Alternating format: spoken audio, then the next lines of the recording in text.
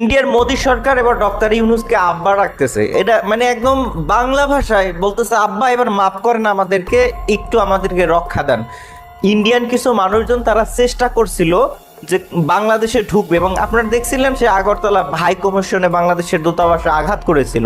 সেটা একটা দেশের যখন দূতাবাসে আঘাত করে সেটা কিন্তু বাংলাদেশের প্রতি প্রতিহত, বাংলাদেশকে আঘাত করা হয় না, সেটা কিন্তু আঘাত করা হয় স্বয়ং মানে আমেরিকাকে, জাতিসংঘকে আঘাত করা হয়। আর জাতিসংঘকে কে ছেড়ে দেবে?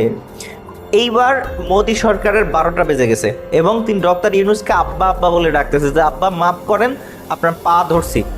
তো ওই যখন ইন্ডিয়ান কিছু জনগণ তারা চেষ্টা করেছিল যে বাংলাদেশে ঢোকার ওদের কোনো সাহস নাই, কারণ ওরা ঢুকতে হলে ব্রাহ্মণবাড়িয়ার কাছ দিয়ে ঢুকতে হবে। এটা তারা খুব ভালো করে বা বুঝেছিল যে যদি আমরা ব্রাহ্মণবাড়িয়া পার করে বাংলাদেশে ঢুকতে যাই বা চিটাগাংয়ে ঢুকতে যাই, তাহলে আমাদের বিসি একটাও থাকবে না, ওর সব ব্রাহ্মণবাড়িয়া রাইখে দেবে, তারপর আমাদেরকে হিজড়া বানায়, তারপর বাংলাদেশে পাঠাবে। আর যদি আমরা ফিরে আসতে চাই তাহলে সুস্থ আর ফিরে আসতে পারবো না। আমরা মানে যে ছাগলের 3 নাম্বার বাচ্চা হয়ে যদি বাংলাদেশে ঢুকি, মানে তারপর আমাদেরকে আর মানে আমাদেরকে শুধুমাত্র কাঁড়াল পাতাই খেতে দেবে, বর্ডারে আটকাই রেখে শুধু কাঁড়াল পাতাই খাওয়াবে। এটা ইন্ডিয়া ইতিমধ্যে বুঝে ফেলছে। ডক্টর ইউনূস এবারে স্পষ্ট ভাষায় জানাই দিয়েছে যে আমাদেরকে তারা মনে করতেছে যে আমরা নিস্তেজ হয়ে গেছি। দেশের ভিতরে যখন দ্বন্দ্ব চলতেছে, দলের ভিতরে যখন একটু কথা কাটাকাটি চলতেছে, তখন ইন্ডিয়া ভাবছিল এই তো সুযোগ মনে হয়। ডক্টর ইউনূস সেটাই বলতেছেন যে বুঝছেন না যে সার্বভৌমত্ব রক্ষায়, আমাদের দেশ রক্ষায়, আমাদের দলীয়ভাবে যত মতের মানে যত দ্বিমত থাকুক, যত দলের ভিতরে যত দাঙ্গা হাঙ্গা থাকুক না কেন, মারামারি কাটাকাটি হোক না কেন, সেটা দেশের মধ্যে থাকবে। কিন্তু তাই বলে ইন্ডিয়ার পার্শ্ববর্তী এলাকা থেকে আবার মানে শান্তিরক্ষা বাহিনীর মিশন পাঠিয়ে আমাদের দেশ দখল করার চেষ্টা করবেন, সেটা হবে না। ডক্টর ইউনূস স্পষ্ট বলতেছেন ছাত্র জনতারা স্বৈরাচার মুক্ত করছে দেশকে, একজন গুলি খাইছে, 4 জন এগিয়ে আসছে।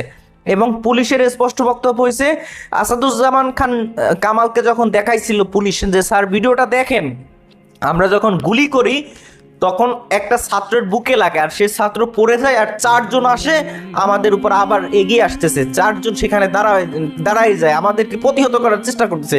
পুলিশের স্পষ্ট বক্তব্য। এবার ডক্টর ইউনূস বলতেছে যে এবার 4 জন আসবে না, দেশ রক্ষার্থে 40 জন এগিয়ে আসবে। ডক্টর ইউনূসের চুম্বুকিং একটা বক্তব্য একটু শুনেন। তারা যেন মনে করছে যে এর প্রতি ঠান্ডা হয়ে গেছে। ঠান্ডা আমরা হই নাই, আমরা সেই সতেজ। যখন আমরা দেখি পুলিশ বলে যে স্যার একটা মারি তো 4টা দাঁড়ায় যায়, এখনো 4টা না 40টা দাঁড়াবে। এই জাতি মরে নাই, দুর্বল হয় নাই, সবল আছে। আপনাদেরকে আজকে উপস্থিতিটা শুধু সেটা জানানোর জন্য। ইন্ডিয়াকে এইটাই জানাই দেওয়া উচিত যে আসলে দেশের ভিতরে, বাংলাদেশের ভিতরে যত ধরনের সমস্যা থাকুক, কিন্তু বাংলাদেশের সার্বভৌমত্ব রক্ষায় পুরো বাংলাদেশের মানুষ এক, এবং বাংলাদেশের মানুষের সাথে সেনাবাহিনী এক। ইন্ডিয়া যে সমস্ত সেনাবাহিনী রয়েছে, শুধুমাত্র রিজার্ভ ফোর্স রয়েছে 2 লাখ, এবং সেই রিজার্ভ ফোর্স থেকে যদি তারা বাংলাদেশ দখল করার চেষ্টা করে, পুরো ইন্ডিয়া খণ্ড খণ্ড হয়ে যাবে। আজকের আপনাদেরকে কিছু তথ্য দিচ্ছি, ভিডিওটা শেষ অবধি পর্যন্ত দেখবেন, তাহলে বুঝতে পারবেন বাংলাদেশের সাথে যদি লাগতে আসে ইন্ডিয়া, তাহলে ইন্ডিয়ার মরণ দশা হবে এবং ইন্ডিয়ার নাম নিশানা পৃথিবীর মানচিত্র থেকে মুছে যাবে, হিন্দ শুরু হবে, এবং সেটার দিকেই কিন্তু যাচ্ছে। বাংলাদেশ জনসংখ্যায় কম হতে পারে। বদরের যুদ্ধের কথা মনে করবেন, যেখানে আমাদের সংখ্যা মাত্র 313 জন ছিল, সেখানেও কিন্তু আমরা জয়ী হয়েছিলাম। সংখ্যা মুসলমানদের কাছে কোনো ফ্যাক্ট না। আর সেখানে এখন তো বাংলাদেশে 18-20 কোটি মানুষ রয়েছে মুসলমান, তাদের সাথে লড়তে এসো না। চলুন দর্শক, আমাদের কাছে যে তথ্যগুলো রয়েছে সেই তথ্যগুলো দেখলেই বুঝতে পারবেন কিভাবে ইন্ডিয়া আসলে বাংলাদেশের সাথে লাগতে যাবে না, এবং আব্বা আব্বা বলে কিভাবে ক্ষমা চাইতেছে মোদী সরকার। চলুন সেই ডকুমেন্টারি একটু। প্রিয় দর্শকবিন্দু, আপনারা ভিডিও শুরুতেই কিন্তু দেখতে পেয়েছেন মোদী সরকার কিন্তু ডক্টর ইউনূসের পা ধরে ক্ষমা চাইতেছে। শুধু তাই না, এবার মোদী সরকার ভয়ে শেখ হাসিনাকে মাঠে নামালেন। এইবার এই বিষয় নিয়ে খুবই গুরুত্বপূর্ণ তথ্য দিয়েছেন ডক্টর জাহিদুর রহমান। তো বন্ধুরা চলুন, আজকের ভিডিওতে আর বেশি কথা বাড়িয়ে আপনাদের মূল্যবান সময়টি আমি নষ্ট করতে চাই না। সরাসরি আজকে আমি চলে যাব ডক্টর জাহিদুর রহমানের কাছে, আর তার কাছ থেকে শুনবো আজকের ভিডিওর বিস্তারিত। শেখ হাসিনাকে পরিকল্পিতভাবে মাঠে নামিয়েছেন জনাব নরেন্দ্র মোদী। কথাটা আমরা এভাবে বলতেই পারি। সাম্প্রতিক বাংলাদেশ ভারত সম্পর্কে টানাপোড়েনের মধ্যে শেখ হাসিনা সরব হয়ে উঠছেন। ইনফ্যাক্ট গতকাল আমরা এমন খবর ভারতের পত্রপত্রিকায় এবং টিভিতে মূলত দেখেছি যে শেখ হাসিনা নিউ ইয়র্কে একটা সভায় ভাষণ দিয়েছেন। আমি অবাক হয়ে দেখলাম বাংলাদেশের মিডিয়ায় নিউজটা পাওয়া গেল না, এবং আমি পুরো অডিওটা শোনার চেষ্টা করলাম কোথাও আছে কি না। সাধারণত আমাদের দেশের টিভি চ্যানেলগুলো সেই অডিও আপলোড করে দেয়, আমি খুঁজে পাইনি। আমি ভারতের দু একটা মিডিয়াতে খণ্ডিতভাবে কিছু পেয়েছি, কলকাতার চ্যানেলে বা হিন্দি চ্যানেলগুলোতেও আছে, কিন্তু আমি সত্যিকার অর্থে বাংলাদেশের চ্যানেল কেন দেয়নি আমি জানি না যে সরকারের দিক থেকে কোনো নির্দেশনা চ্যানেলকে দেওয়া হয়েছে কিনা যে শেখ হাসিনার বক্তব্য আর প্রচার করা যাবে না। I was really surprised. এনডিটিভির মতো প্রতিষ্ঠান এটা নিয়ে লম্বা রিপোর্ট করেছে, আমি সেখান থেকে একটু পড়তে চাই এবং বুঝতে চাইব আসলে কেন এটা করা হচ্ছে। আমাদের নিশ্চয়ই মনে আছে 2-3 দিন আগেও শেখ হাসিনা ফেসবুকে একটা অফিসিয়ালি স্ট্যাটাস বা বিবৃতি দিয়েছিলেন জনাব চিন্ময়ের গ্রেফতার হওয়ার পর। এটা একটু মাথায় রাখতে হবে, এবং এযাবৎকালে শেখ হাসিনার এটা একটা অফিসিয়াল বিবৃতি যেটা তাদের ভেরিফাইড ফেসবুক পেজ আওয়ামী লীগের, সেখান থেকে শেয়ার করা হয়েছে। এর আগে উনি পালিয়ে যাওয়ার পর ভারত থেকে একটা বা দুটো স্টেটমেন্ট দিয়েছিলেন যেগুলো তার সন্তান তার ফেসবুকে আপলোড করেছিলেন। এরপর বাংলাদেশ সরকারের একটু শক্ত অবস্থানের কারণে তিনি ব্যাকফুটে গিয়েছিলেন। আমাদের মনে থাকার কথা ডক্টর ইউনূস স্পষ্টভাবে পিটিআইকে বলেছিলেন আমরা তাকে চাইব, কিন্তু চাওয়ার আগ পর্যন্ত তিনি যদি ভারতে থাকেন তাহলে তাকে তার মুখ বন্ধ রাখতে হবে, এবং সেটাই উচিত ছিল। কিন্তু এরপর আমরা ধাপে ধাপে দেখলাম একদম চুরি করে তার বক্তব্য সামনে ছাড়া হচ্ছে। কিন্তু এবার আরও স্পষ্ট, চুরি করে মানে তিনি ফোনে কারোর সাথে কথা বলছেন, সেটা রেকর্ড করে কেউ ছেড়ে দিচ্ছে। এটা পরিকল্পিতভাবেই, এগুলো ফাঁস না, এগুলো পরিকল্পিতভাবে ছাড়া হচ্ছিল। কিন্তু উনি এখন অফিসিয়ালি কথা বলছেন, এবং এনডিটিভিও ঠিক এই কথাটা উল্লেখ করেছে। আমি এনডিটিভির একটা জায়গা থেকে যদি একটু পড়ি, সেটা হচ্ছে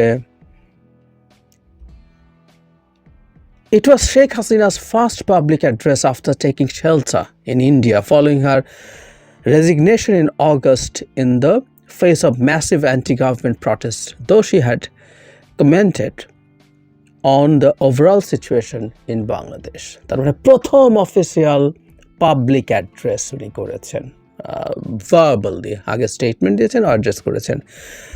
এটা খুবই গুরুত্বপূর্ণ। উনি কি বলেছেন সেটা একটু শুনি। ওনাকে বলা হয়েছে, উনি বলছেন যে সশস্ত্র প্রতিবাদকারীরা গণভবনের দিকে আসছিল, এবং এই অবস্থায় যদি তার সিকিউরিটি গার্ডরা গুলি করা শুরু করতো তাহলে বহু মানুষ মারা যেত। তো ওনার 25 থেকে 30 মিনিটের মতো সময় ছিল, তাকে চলে যেতে হয়েছে। তিনি তাদেরকে বলেছেন, গার্ডদেরকে নাকি বলেছেন যাই ঘটুক না কেন গুলি করা যাবে না।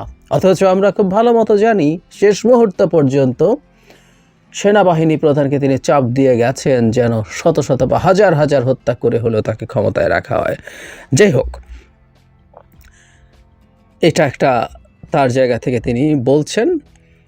এরপরের কথাটা হচ্ছে, আজ আমাকে যা গণহত্যার জন্য অ্যাকিউজ করা হচ্ছে, বাস্তবে ইউনূসই আসলে জেনোসাইডে involved in a meticulously designed manner. এই জায়গাটা একটু মনে রাখতে হবে। আমাদের প্রধান উপদেষ্টা সত্যিকার অর্থে একটা বড় ভুল করেছিলেন। তিনি নিউ ইয়র্কে যখন যান, তিনি যারা মাহফুজ আলমকে ব্রেন বিহাইন্ড দ্য মুভমেন্ট প্রমাণ করার জন্য মিটিকুলাসলি প্ল্যান্ড মুভমেন্ট কথাটা ব্যবহার করেছিলেন। কারণ একটা মিটিকুলাসলি প্ল্যান্ড মুভমেন্ট না হলে তো একটা ব্রেইন বিহাইন্ড দ্য মুভমেন্ট করা যায় না। এটা একেবারেই ভুল। আমরা প্রতিবাদ করেছি তখনই। প্রধান উপদেষ্টার বক্তব্য কি, এটা টেকনিক্যাল প্রবলেম কি আছে আমি সেদিকে যেতে চাইছি না, কারণ মিটিকুলাসলি প্ল্যান্ড মুভমেন্টও শেখ হাসিনাকে ফেলে দিলে কোনো সমস্যার কিছু নাই, দ্যাটস ফাইন। কিন্তু ইট ওয়াজ নট, এটা একটা স্পন্টেনিয়াস সারপ্রাইজিং ছিল যেটা শেষ পর্যন্ত ঠেকেছিল শেখ হাসিনার পতনে। একদম স্পষ্ট সোজা সাপটা বাংলাদেশের এই মুভমেন্ট দীর্ঘদিন দেখার অভিজ্ঞতা থেকে জানি যে শেখ হাসিনা সেই খোঁচাটা এখানে দেওয়ার চেষ্টা করলেন। ইনি বলছেন, the master minds, the student coordinators and Yunus are behind this genocide. এইরা তিনটা গ্রুপকে মাস্টার মাইন্ড ইউনুস এবং স্টুডেন্ট কোঅর্ডিনেটর ছাত্র সমন্বয়কদের উপরে তার বিক্ষুব্ধতা রয়ে গেছে। তিনি বলছেন হিন্দু বৌদ্ধ খ্রিস্টান কেউ বাদ যায়নি, কারণ ডক্টর ইউনুস তাদের কাউকে প্রটেক্ট করতে পারেননি। চার্চ নাকি হামলা করা হয়েছে, টেম্পলস অ্যান্ড বুদ্ধিস্ট শ্রাইনস সব কিছু নাকি ভাঙা হয়েছে, মন্দির এবং বুদ্ধিস্টদের প্যাগোডা। বলা হচ্ছে যখন হিন্দু প্রটেস্ট করেছে তখন ইসকন লিডার অ্যারেস্টেড। খেয়াল করি ISKCON leader, he is not in fact. আমরা প্রথম দিন থেকে বলছি এটাই ইন্ডিয়ান প্রোপাগ্যান্ডা। বাংলাদেশে ইসকন আজান দিয়ে সমাবেশ সংবাদ সম্মেলন করে ঘোষণা করছে যে তাকে বহিষ্কার করা হয়েছে, কিন্তু ভারতের বয়ান ও শেখ হাসিনার মুখে যে ইসকন লিডারকে অ্যারেস্ট করা হয়েছে। চিন্ময় দাস সম্পর্কে তিনি বলছেন কেন তাদেরকে মাইনরিটিদেরকে এই পরিমাণ হামলা করা হচ্ছে, নির্যাতন করা হচ্ছে, তাদেরকে কেন আক্রমণ করা হচ্ছে। উনি বলছেন এখানে কোনো রকম কোনো জাস্টিস নেই। ইভেন নিজ সম্পর্কে বলছেন I've never got the time to resign. মানে এটা ইন্টারেস্টিং, এবং এটা নিয়ে রেফারেন্স আর একটা আছে, আমি সেই জায়গায় যাব। উনি যে মাঠে নেমেছেন, তাকে যে মাঠে নামিয়েছে মোদি এবং ভারতের security establishment, it's very clear now. উনি পদত্যাগ করতে পারেননি। আমি ভারতের একটা চ্যানেলে দেখলাম তাকে সাবেক প্রধানমন্ত্রী বলে যখন নিউজ কাস্টার কথা বলছেন, পরে একজন তথাকথিত বিশেষজ্ঞকে আনা হয়েছিল। ভারতের আসলে তো কোনো বিশেষজ্ঞটাকে দেখি না, এরা মূলত বিজেপির অ্যাক্টিভিস্ট সবাই। যাই হোক, সে বিশেষজ্ঞ এসে উপস্থাপিকাকে শুধরে দেন যে আপনি তাকে সাবেক প্রধানমন্ত্রী কেন বলছেন। তিনি কি পদত্যাগ করেছেন? তার পদত্যাগ নিয়ে যথেষ্ট স্পষ্টতা আছে এবং তাকে টেকনিক্যালি সাবেক প্রধানমন্ত্রী বলা যাবে না, এই ধরনের কথা বলা হয়েছে। এই হয়েছে তার মোটামুটি কথাগুলো, কিন্তু যেটা সবচেয়ে আমি খুব বেশি আর যাব না, এখানে বিজয় দিবস উপলক্ষে এটা বলা হয়েছে, সেটা বলা হয়েছে, এবং বলা হয়েছে যে তাকে আসলে হত্যা করার উদ্দেশ্যেই এই যাবতীয় সব কিছু হয়েছে। তার বাবাকে বা পরিবারকে যেভাবে হত্যা করা হয়েছে সেটা।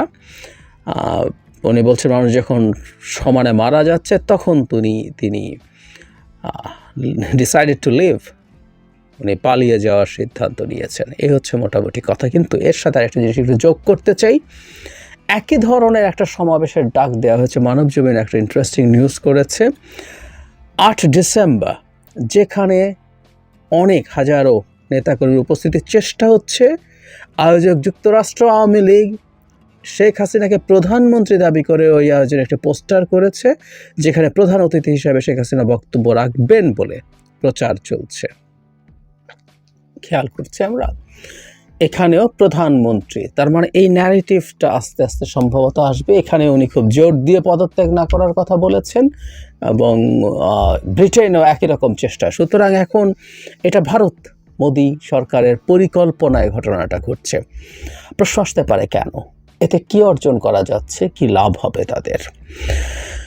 আমরা প্রাথমিকভাবে তাদের যে অর্জন সেটা হচ্ছে বাংলাদেশ সরকার এবং আমরা জনগণ, শেখ হাসিনা ওখানে বসে এরকম কথাবার্তা বলবেন, হুমকি দেবেন। উনি তার প্রকাশিত ফোন কলগুলোতে আমরা দেখেছি তিনি প্রচণ্ড হুমকি ধামকি দিচ্ছেন, আমাদের এসে দেখে নেবেন টেবেন, ঘরে আগুন দেওয়ার কথা বলছেন।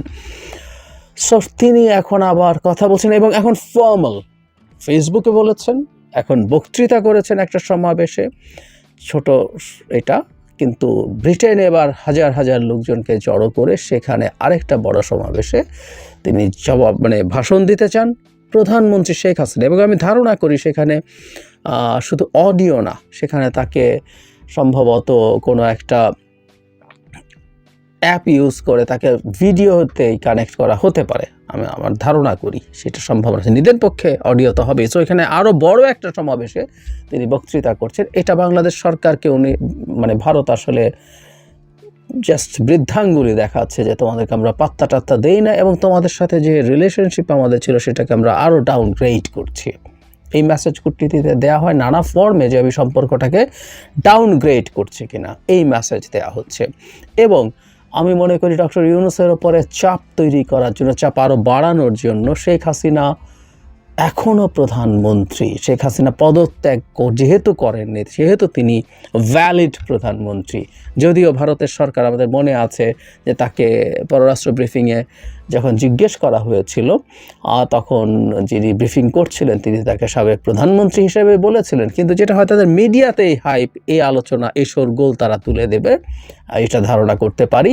সরকারিভাবে অতটা না বলা হলেও, এবং চেষ্টা করা হবে বিভিন্ন জায়গায় এই বক্তব্যটাকে চালিয়ে যাওয়া, এবং আওয়ামী লীগের লোকজন তাকে প্রধানমন্ত্রী শেখ হাসিনা হিসাবেই উল্লেখ করার প্রবাবিলিটি থাকতে পারে। আমাদের মনে থাকার কথা, তিনি পালিয়ে যাওয়ার পর অনেকে এই ধরনের আলাপ করেছেন, যেহেতু ভারতেই আওয়ামী লীগের প্রচুর লোকজন গিয়ে ওখানে উঠেছে যে ভারত এক ধরনের প্রবাসী সরকার শেখ হাসিনার নেতৃত্বে বাংলাদেশে করবে টলবে কিনা, এসব আলাপ কেউ কেউ তুলছিলেন। আমি এটার অবশ্য খুব বাস্তবতা আছে বলে মনে করি না, কারণ ভারতের মাটিতে বসে বাংলাদেশে শেখ হাসিনা বাংলাদেশের একটা প্রবাসী সরকার তৈরি করবে, এটা হওয়ার প্রবাবিলিটি অলমোস্ট না, এটা পুরোপুরি জিরো। কিন্তু যে বললাম যে আপনি কতগুলো শোরগোল তৈরি করতে পারেন, সেই শোরগোল দিয়ে সরকারের উপরে চাপ বাড়াতে পারেন, মানে খুব বেশি দিন আসলে ভারত সরকার এই চাপ বজায় রাখতে পারবে কি না সেই প্রশ্ন আছেই। কেন আছে আমি সেটা নিয়েও কথা বলবো, কিন্তু যেহেতু তারা এই চাপের পর্যায়ে নেমে গেছে, সেই নেমে যাওয়ার কারণে এখন আরও বেশি চাপযুক্ত করার চেষ্টা তারা করছে। এতে লাভ খুব বেশি হবে না। আসলে আমরা আগেও বলেছি, শেখ হাসিনা যখনই কথা বলেন, যতবার কথা বলেন, ততবার আসলে সেটা বাংলাদেশের শেখ হাসিনা বিরোধীদেরকে আরও ইউনিফাই করে। এর মধ্যেই ভারত যা যা করছে সেটা নিয়ে আমাদের মধ্যে যে কিছু বিভক্তি, কিছু বিভেদ, এমনকি কিছু ক্ষেত্রে সাংঘর্ষিক পরিস্থিতি তৈরি হয়েছিল, আমরা সেগুলো সব ভুলে এখন আবার একত্র হয়ে গেছি এবং ভারতের বিরুদ্ধে দাঁড়িয়ে গেছি। এবং সেইটার মধ্যে শেখ হাসিনার যদি এরকম অফিশিয়াল বক্তব্য আসতে থাকে, সেগুলো আমাদেরকে দিনের শেষে আরও বেশি, আমাদের ইউনিটিকে আরও বেশি স্ট্রং করবে, কোনো সন্দেহ নাই। রিয়াকশানের ক্যাটালিস্টের মতো কাজ করবে। সুতরাং তাদের কোনো এমন কিছু অর্জন হতে পারে বলে মনে হয় না। মানে ভারত রাষ্ট্রটা তার পররাষ্ট্রনীতি, তথাকথিত পররাষ্ট্রনীতি, তাদের কোনো পররাষ্ট্রনীতি আদতে বা আদৌ আছে কি না এই প্রশ্ন যে কেউ করতে পারেন।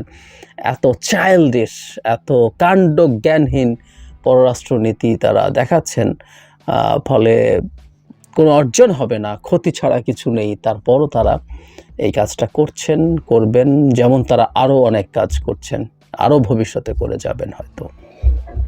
বাংলাদেশ প্রশ্নে ভারতের সাম্প্রতিক আচরণ দেখে আমরা সবাই এটা বুঝতে পারছি, বাংলাদেশে একটা সাম্প্রদায়িক দাঙ্গা বাঁধিয়ে দেওয়ার চেষ্টা করছে ভারত। এটা নিয়ে আসলে কারো তেমন কোনো কনফিউশন নেই, আমারও নেই।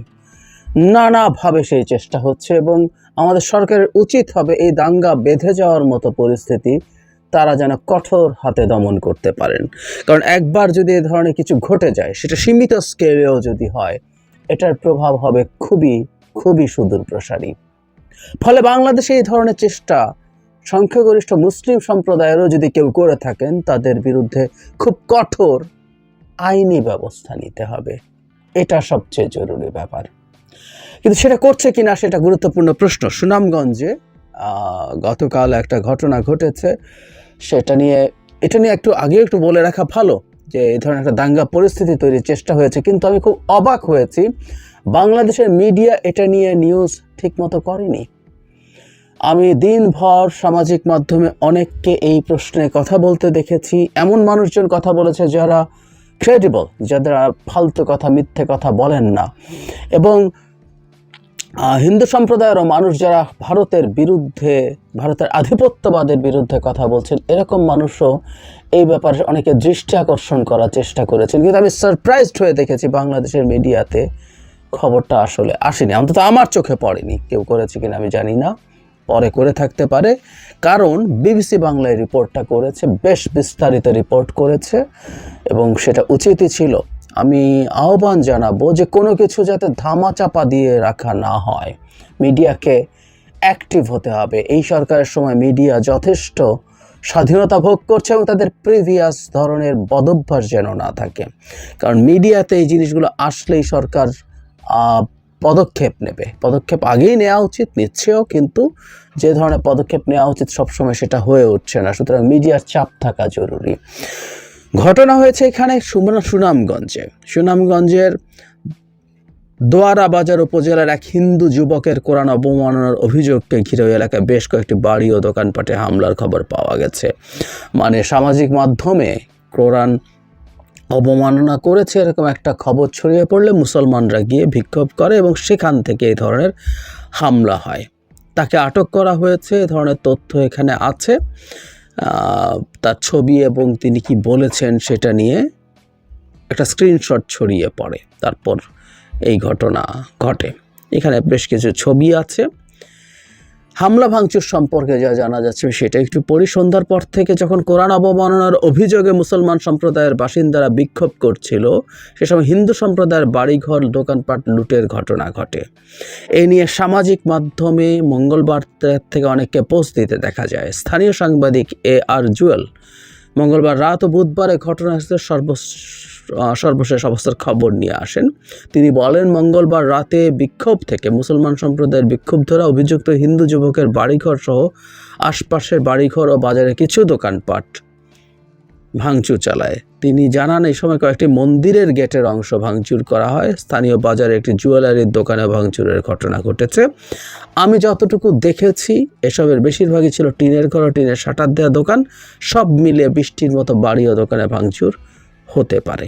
এই হচ্ছে মোটামুটি বেসিক কথা, আমাদের মূল বক্তব্য এবং আশঙ্কার জায়গাটা যেখানে যে হিন্দু যুবক অবমাননা করেছেন তাকে গ্রেফতার করা হয়েছে এবং তার নিরাপত্তাহীনতার কথা ভেবে যেখানে গ্রেফতার করা হয়েছে তাকে অন্য জায়গায়ও নিয়ে যাওয়া হয়েছে। আমি প্রাথমিকভাবে মুসলিম সম্প্রদায়ের মানুষের কাছে যেটা আবেদন করব, কোনো কিছু যদি তাদের অবমাননাও মনে হয়ে থাকে সেটার জন্য তারা আসলে আপাতত শান্ত থাকবেনি। আমি জানি এটা আবেগের জায়গা আছে, এটা অনেকেরই খারাপ লাগতেই পারে, কিন্তু সেটার জন্য শান্ত থাকা এই মুহূর্তে জরুরি। সর্বোচ্চ পুলিশের বা আদালতের সাহায্য নেওয়ার চেষ্টা করা যেতে পারে, এর বেশি কিছু না। কারণ আমরা বারবার বলছি যে এই ধরনের ঘটনা পরিকল্পিতভাবে ঘটানোর চেষ্টা হবে। এই ধরনের কোনো ঘটনা দিয়ে এই ধরনের একটা দাঙ্গা ট্রিগার করার চেষ্টা হতে পারে। এই ব্যাপারগুলোতে আমরা খুব সতর্ক থাকতে হবে। কিন্তু সরকারের আসলে এই ধরনের কাউন্সেলিং করলে চলবে না। যেমন এই ঘটনাটা যে ঘটলো, এই বাড়িগুলো কেউ না কেউ ভাঙচুর করলো এবং একটা মন্দিরের একাংশ ভাঙচুর করা হয়েছে। মানে একটা উপাসনালয় ভাঙার ডাইমেনশন কিন্তু বাড়ি ভাঙার চাইতে আরও বেশি। এই মানুষগুলোর মধ্য থেকে সরকারকে আসলে গ্রেফতার করতে হবে, আইনের আওতায় আনতেই হবে। মানে আমরা শেখ হাসিনার সময়ে হিন্দু সম্প্রদায়ের উপরে নানা জায়গায় নানা হামলা হয়েছে, আমাদের মূল অভিযোগের জায়গা এটা ছিল। এগুলো হচ্ছে এবং এগুলোর কোনোটার বিচার হচ্ছে না। যদিও আওয়ামী লীগকে বিরাট হিন্দু বা সংখ্যালঘু বান্ধব সরকার হিসেবে এক ধরনের প্রচারণা আওয়ামী লীগ বা অনেকের মধ্য থেকে করতে দেখা যায়, কিন্তু সেটা কোনোদিন হতে পারেনি। এই ঘটনাগুলো যদি বিচার করা যেত, মব যেটাই করুক না কেন সেটার যদি বিচার করা যেত, তাহলে এই মব তৈরি করে কাজ করা বা ঘটনা ঘটানোর সম্ভাবনা অনেক কমে যেত। শেখ হাসিনা পালিয়ে যাওয়ার পর যে বিভিন্ন ক্ষেত্রে সরকার যখন নতুন ছিল তখন বিভিন্ন জায়গায় মব তৈরি করার ঘটনা ঘটেছে, নানা রকম অপরাধ হয়েছে, মানুষকে পিটিয়ে হত্যা করে ফেলা হয়েছে।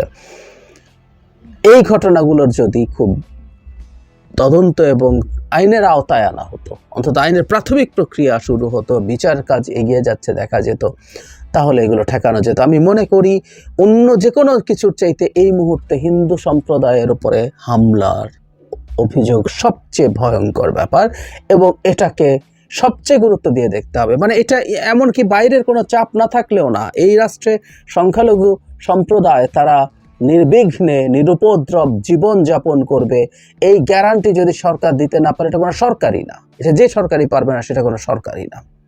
রাষ্ট্রের নাগরিকদের এটা দিতে হবে। এবং আমরা যে বলছি, প্রধান উপদেষ্টা যে বলছেন যে এরা আমাদের একই পরিবারের মানুষ আমরা, এবং এই রাষ্ট্রে হিন্দু সম্প্রদায়ের মানুষের অধিকার পাওয়ার জন্য হিন্দু সম্প্রদায় এই পরিচয়েরও কোনো প্রয়োজন নেই, হুইচ ইজ ট্রু।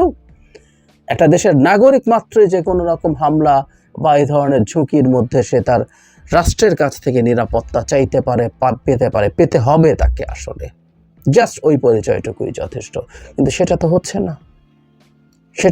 না এবং এই না হওয়াটা ভয়ঙ্কর ব্যাপার। ভয়ঙ্কর ব্যাপার। এবং রাষ্ট্র হিসাবেই, সরকার হিসাবেই এটা চরম ব্যর্থ একটা সরকার বলেই আমরা দেখব।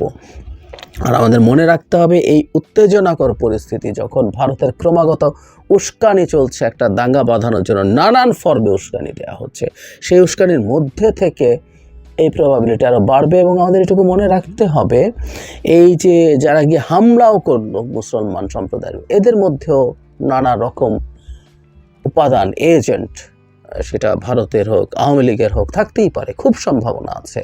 আমরা যেহেতু বারবার ষড়যন্ত্রের কথা বলছি, সরকার বলছে, which is right as well, আমি এটাকে সঠিকও মনে করি। সুতরাং এই সতর্কতাগুলো দরকার। আমরা দেখতে চাই সুনামগঞ্জে যারা এই হামলা ভাঙচুর করেছে, তদন্ত করলেই তাদের নাম বেরিয়ে আসবে, তাদেরকে গ্রেফতার করতে হবে। আই রিপিট, তাদেরকে গ্রেফতার করতে হবে, তাদেরকে আইনের হাতে তুলে দিতে হবে, আইনের আওতায় আনতে হবে, তাদের বিরুদ্ধে তদন্ত এবং বিচার শুরু করতে হবে। এগুলো না করলে খুব বড় বিপদের মধ্যে আমরা পড়ব। যে কোনো সময় এরকম একটা ছুতো তৈরি করার চেষ্টা করা হবে, করেই আসলে এরকম ঘটনা ঘটিয়ে দেওয়া হবে। এবং আমরা এখন জানি বহু সময় এরকম এই সকল স্ক্রিনশট মিথ্যা, ভুল স্ক্রিনশট ছিল। এরকম কিছুকে ভিত্তি করেও হঠাৎ করে মব তৈরি হওয়া এবং বিভৎস ঘটনা ঘটিয়ে দেওয়ার ঘটনা এর আগেও বাংলাদেশে হয়েছে। আর এই রকম একটা ভোলাটাইল পরিস্থিতিতে আমরা এটা ইনফ্যাক্ট অ্যাটলিস্ট আর দেখতে চাই, এটা রাষ্ট্রের নিরাপত্তা, সার্বভৌমত্ব সব কিছুর সাথে জড়িত হয়ে পড়েছে।